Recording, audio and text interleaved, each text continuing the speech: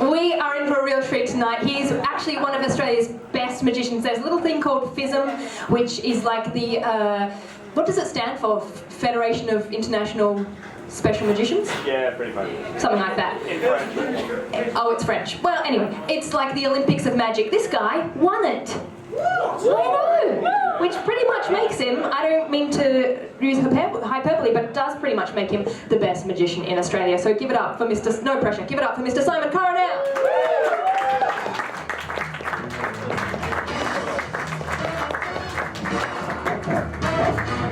Yeah, no pressure at all for any collective. Hi Brunswick Green, how are you guys doing? Okay, so to clear up a few little points about that lovely, charming, pressure-inducing introduction. Screw you, Sarah. First of all, I thought it'd be interesting tonight, rather than just going, ooh, magic, magic, and all that, to give you a little bit of an inside, behind-the-scenes tour into the sleight of hand manipulation that goes on into making what looks like magic happen. Would that sound interesting to everybody? Yeah. Okay, yeah, a little bit, behind the scenes. I'll try not to. The balance we try and strike here is giving away enough to make it interesting, but not enough to spoil it for everyone who doesn't want to know. Sorry?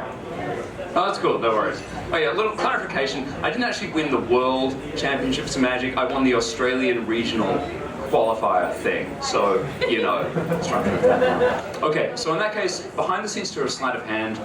First challenge is actually doing the warm-up, because when you get down with the dexterity manipulation, you need to actually make sure the fingers joints are limber. And I thought it would be interesting if everyone wanted to try following along with the first 5 stages of this exercise. So, everyone in the crowd, hold out your right hand, or your left hand if you're left-handed, your dominant hand, fingers together, thumb out the side. Okay, we've actually got everyone doing it. This is really exciting. Okay, stage 1. Fairly easy, and at some point everybody will fail. That's okay.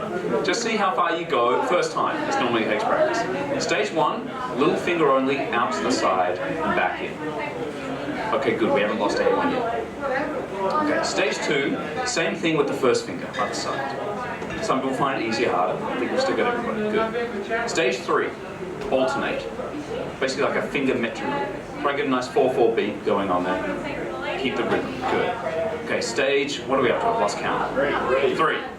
Both at once. And back together. Okay, we've lost like one person, but we're still good. This is okay. The rest of you are probably feeling the burn right now. Okay. Next stage, mix it up. Rather than the 2 outer fingers, you do the spocker. Middle fingers. Yeah, that's nasty. And now finally, you alternate. Outer fingers, inner fingers. Outer. I'm actually amazed anyone's got this score. This is really impressive. And then finally, shake them out, let yourself feel burn. Okay, good. Now, as a little preview, if you get the hang of that, a few of you did actually manage to get away with it, eventually you can move to the point where you can do it with both hands at once. But then the real challenge, have you ever tried to do the pat your head and rub your stomach at the same time? It's hard. You do the opposite. Move through, switch, move back, switch again, and slowly do this switching faster and faster until everyone's so amazed they burst spontaneously into a thunderous round of applause. Alright, we're off to a good start. In that case, real question, Brunswick Green, you guys tonight, this is the Brunswick Green, right? Yes. That could not always works out that well. If you had practiced for years and had these kinds of sleight of hand powers, you could do pretty much whatever with your hands, would you use the powers for A, good, or B, evil? Brunswick Green? Evil! Okay, it's going to be that kind of a show. Alright, in that case, real question, everyone in the crowd, actually looking for suggestions here. Don't worry, no one's going to go pull up on stage or anything weird. If you're going to use these for evil, what kind of evil would you do? Where would you go to work your acts of evil using your dexterity powers? Jewelry shop. Jewelry shop, I like it. Theft, good hobby. Anyone else? Casino. Casino. Who said casino? What's your name, sir? Crack. Crack?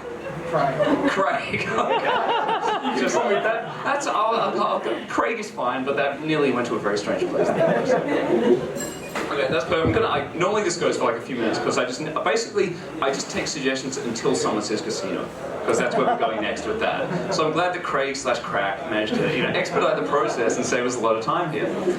Because if you went to a casino, that's an obvious thing a lot of people would do with sleight of hand powers, would be to do something on the poker table. And I thought, rather than doing all this kind of stuff for half an hour, it'd be more interesting to show you a real demonstration of something you could actually do in a poker game with, oh, I don't know, a deck of playing cards. So one of the traditional challenges of sleight of hand, we're going to get the sleeves up for this just because forearms are hot, is to take a deck of playing cards, and we can actually give these out to someone later on just to check. Shuffle it a couple of times, and then without looking, cut the 4 aces from the shuffled deck. Because, 4 aces are not the highest cards in every game, but they're good overall. They're good in poker, they're good in blackjack, they're good in bridge, etc. So, the thing about this also, I'm going to do it so that you can actually see, more or less, the sleight of hand moves that happen. So let's say, hypothetically, I'm in a card game, and I want to get an ace of diamonds. The way you would go about doing this is a 3-packet adjusted shift overhand rotational pivot cut, locating the ace of diamonds 17 cards on the top, followed by a 4-packet overhand rotational dragonfly cut, locating exactly progressively higher until reveal the ace of diamonds like so. Any questions? Okay, good. That may be a little bit fast, I'll slow it down a tiny bit. So we want the ace of clubs now. We do a similar thing, 4-packet adjusted overhand rotational cut, locating the ace of clubs exactly 17 cards from the top, producing it eventually like so. Okay, this is a little bit fast, we'll slow it down. This time, ace of hearts without looking.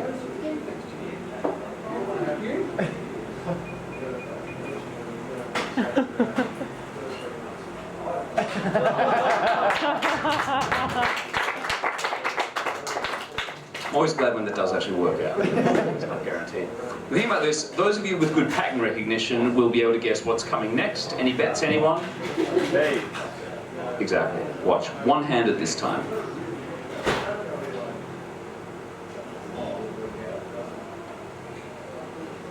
Only thing is, I didn't say which hand.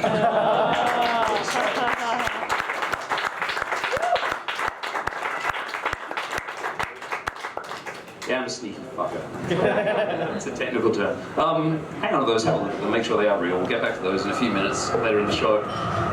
They are actually normal deck cards. I'm just really have a lot of free time. Use it accordingly. So that's the thing. So that's the kind of stuff you could do. But again, real question: does anyone know why that would never actually work in a casino? Anybody? You don't deal? Bingo. Big day. Both of you who said it in different ways got it right. You can't touch the cards, you don't deal. And of all that kind of stuff, you need to be holding the deck. So what you do, however, get to touch, so that's all great for showing off and looking fancy on a stage in Brunswick somewhere, but not actually useful in a casino.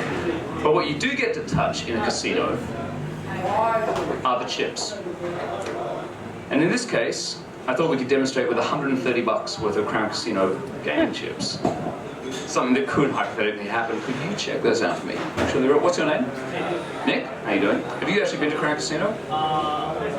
Okay, I mean, can you recognise those actually are the real deal? Yeah, okay, near enough. You never actually had a 25 or 100. Actually, has anyone actually been to Crown who would recognise a $100 chip if they saw one?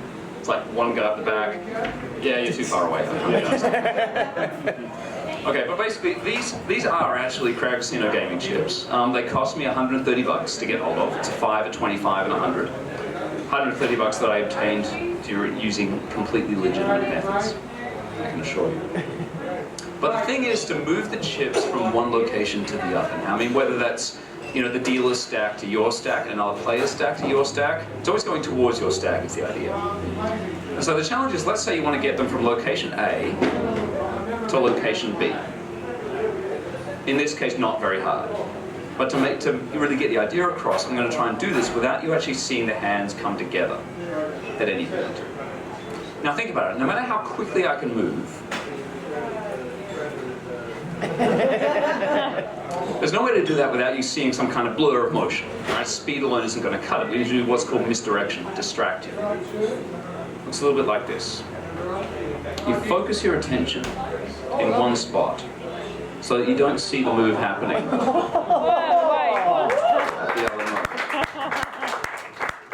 Okay, that was a little bit too quick. You didn't know what to expect. That wasn't fair.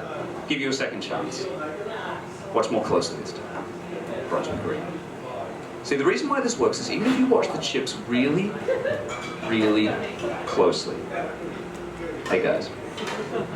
You can't at the same time be watching what my fingers are doing down at the knuckle. You can't also be watching my wrists at the same time. Or even if there's something going on my elbows. Or up at my face. Get distracted for that split second, that's enough to do something sneaky, as previously mentioned. Now the thing is, the distraction has to be subtle. If I do it too obviously, it looks like this. Oh my god, a naked showgirl. I'm guessing anyone not see that? Good, okay, just making sure. But the thing is, while you're laughing, you can see the hand put that across, obviously, but you don't notice subtlety. But to be honest, there's backup plans. Even if the misdirection fails and you are burning the chips with your eyes, as you guys are right now. But the good news, no one looks away at all.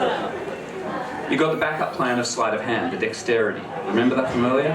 You can just get that chip straight across and back and through the pocket and in a different location. And then finally, straight across through the fine art of misdirection.